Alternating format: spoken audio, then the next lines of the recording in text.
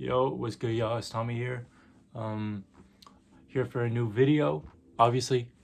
So today I wanted to answer the most common questions I've gotten in my DMs. I think the most common ones are like, how do you end up on stage, or how do you film on stage? How do you take pictures on stage? How do you make money from concert photography, or even just videography, photography in general? How do you get into festivals? Like, how do you get your media pass? And how do you make a living doing this? I think there were like those four questions are like the most common things I receive usually, and I figured it would be easier to do it in video format than always saying the same things. So number one, this is going to be the title of the video because I feel like a lot of people want to know how to do this. So first things first, you're going to need a camera of any sort. Obviously, you can't just be on stage to like enjoy. Like, that's not your goal. You don't want to enjoy the show from the stage. That's not like, there's no purpose in doing that. If you want to enjoy the show, you go in the crowd and then that's it.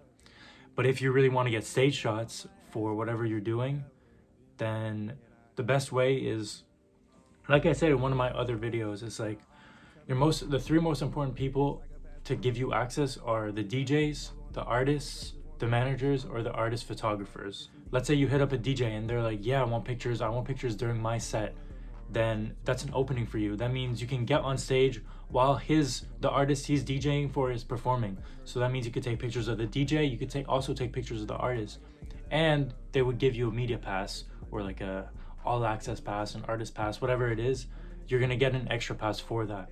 Meaning the rest of the day, you'll be able to kind of finesse your way around and take pictures for artists and this and that. That's one of the best ways to do it.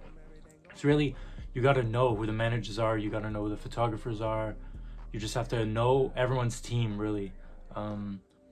Like literally in this specific situation, everyone matters but the artist. Like, because the artist, like, there's only like a 5% chance they will hit you back up to do photos, because usually they have their own photographers.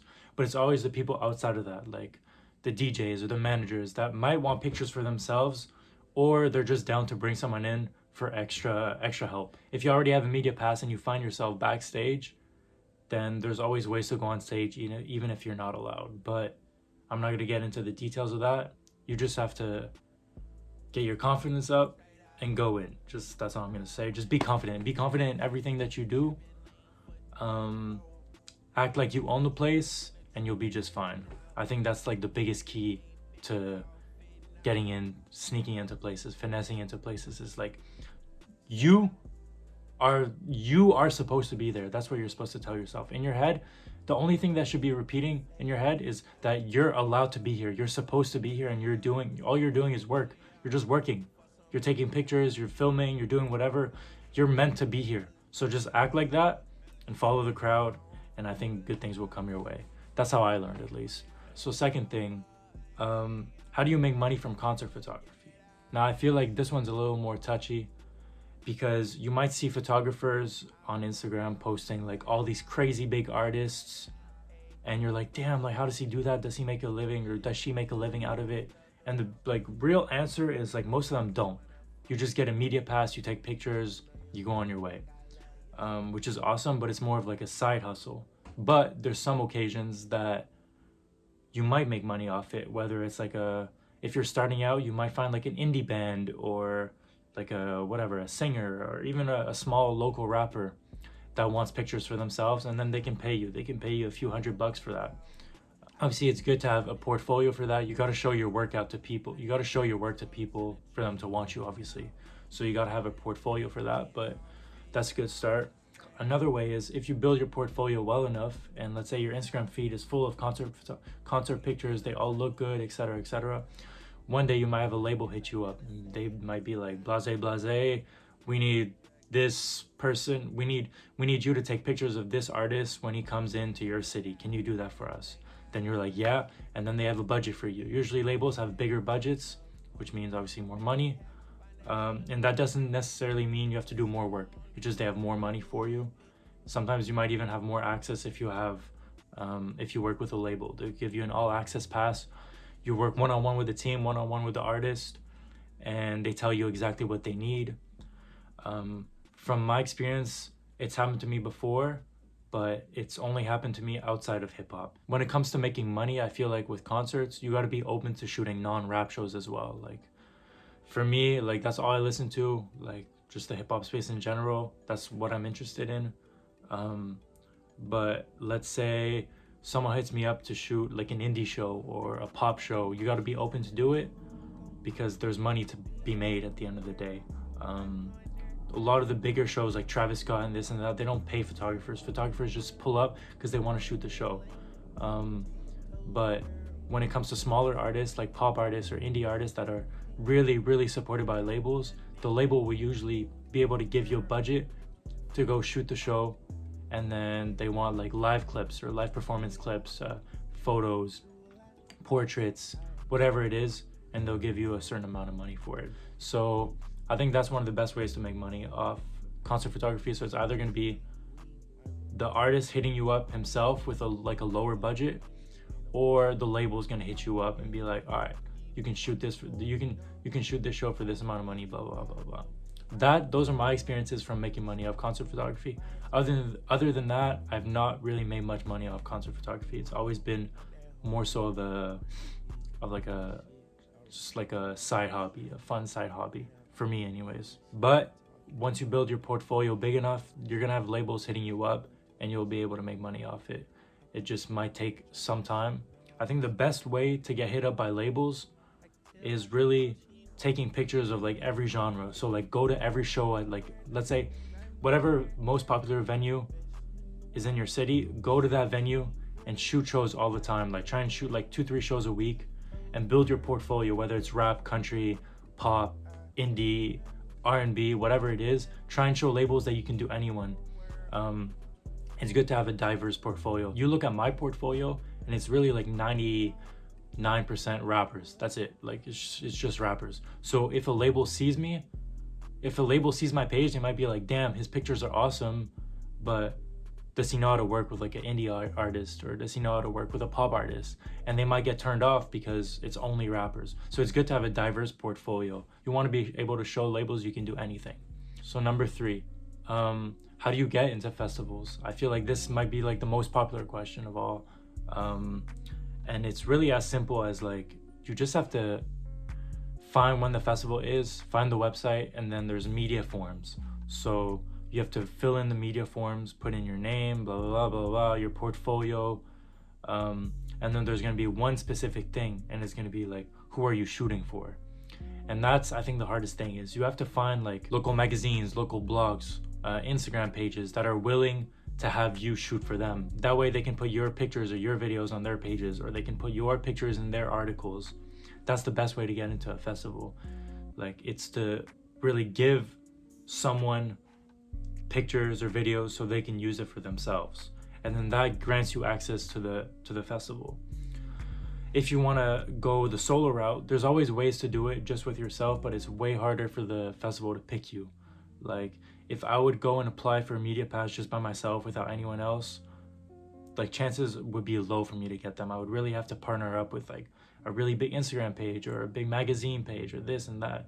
The whole goal of a media pass for a festival is like exposure. They want a photographer to take pictures, have the pictures posted on a big account. That way the festival gets promoted even more. So you have to partner up with like accounts with big followers, and then they might like consider you. And then the third proper way to get into a festival is to apply as like a festival photographer. That's a bit more simple. It's like you send in your portfolio. If it's good enough, then they might pick you. Then you're on the media team. And then basically you're just running around the whole day, the whole festival, taking pictures, putting your SD card in your laptop, editing on the spot, and then sending it to like the social media person, and then they post it, let's say on the Rolling Loud account. Like that's how you see pictures come out like 5-10 minutes after the set is done. It's like people like edit the pictures on the spot, really. I feel like if you're an established photographer, that might be the easiest way for you to get into a festival. Because festivals take in a lot of videographers and a lot of photographers. And if you can do both, even better. So number 4, the last question on my list is, how do you make a living taking pictures or filming? I feel like that's just like such a broad question. I think one of the most important things is really like you have to be able to do it all. You have to be able to edit. You have to be able to take pictures. You have to be able to film videos. You have to know the ins and outs of like Premiere, After Effects, Lightroom, Photoshop. You have to be able to do visual design. Like the best way to make money off this is if you know it all, because then there's going to be people calling left and right for you. If you give clients good work and they're like, damn, but I need this also, you're like, I can also do this.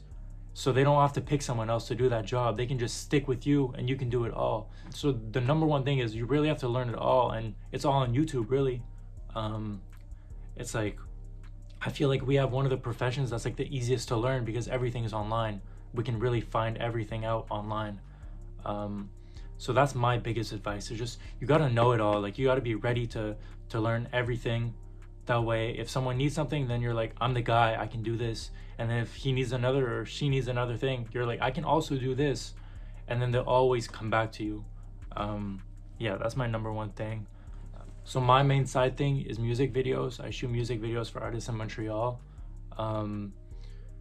So people might ask how much I charge. I'll tell you right now. So I charge $500 for a music video. That's it. Nothing more, nothing less.